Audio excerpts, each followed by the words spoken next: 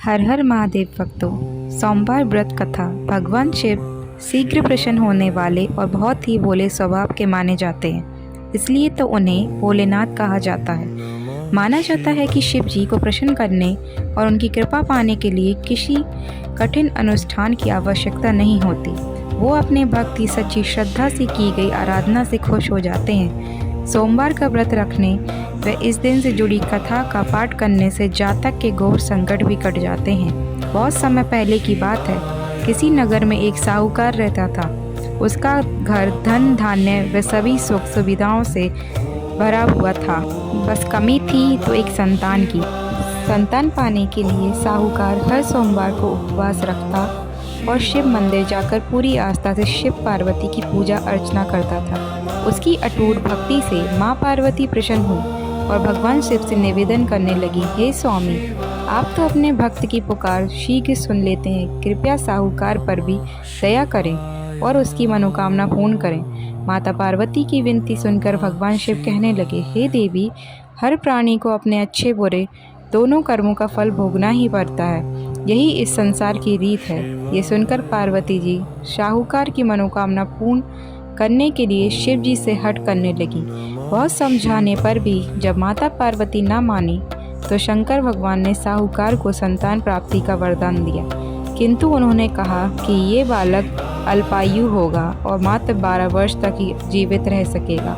उधर साहूकार भगवान शिव व माता पार्वती की बातें सुन चुका था, इसलिए उसे संतान प्राप्ति का वरदान पाने के बाद भी कोई प्रसन्नता न हुई, किंतु वो अब भी पहले की ही तरह पूरी श्रद्धा से भगवान भोले शंकर की आराधना करता रहा। वरदान पाने की कुछ ही समय बाद साहूकार की पत्नी गर्भवती हुई और 9 महीने बाद एक सुंदर बालक को जन्म दिया। जब बालक 11 वर्ष का हुआ तो साहूकार ने उसके मामा को बुलाकर कहा कि इसे काशी पढ़ने के लिए ले जाओ, तुम लोग रास्ते में यज्ञ व दान पुण्य करते हुए जाना। ये कहकर साहूकार ने उन्हें खूब धन देकर विदा किया। इधर काशी प्रस्थान के बाद मामा भांजे एक गांव से गुजर रहे थे। वहां एक राजकुमारी का विवाह हो रहा था, परंतु राजकुमार एक आंख से काना था। तभी वर के पिता ने साहूकार के बेटे को देखा और उसके मामा से कहा, तुम अपना भांजा कुछ समय के लिए हमें दे दो, विवाह संपन्न हो जाए उसके बाद ले जाना। राजकुमार के पिता ने दोनों को खूब धन दिया और इस प्रकार साहूकार के बेटे के साथ राजकुमारी का विवाह संपन्न हो गया। साहूकार का पुत्र बड़े ही ईमानदार स्वभाव का था, इसलिए उसे जैसे ही अवसर मिला उसने राजकुमारी की चुन्नी पर लिखा कि तुम्हारा विवाह तो मेरे साथ हुआ है, किंतु जिस राजकुमार के साथ तुम्हें भेजा जाएगा वो एक आंख से काना है। जब राजकुमारी ने साहूकार की लिखी पढ़ी तो बोली, स्वामी, मैंने अग्नि को साक्षी मानकर आपके साथ फेरे लिए हैं।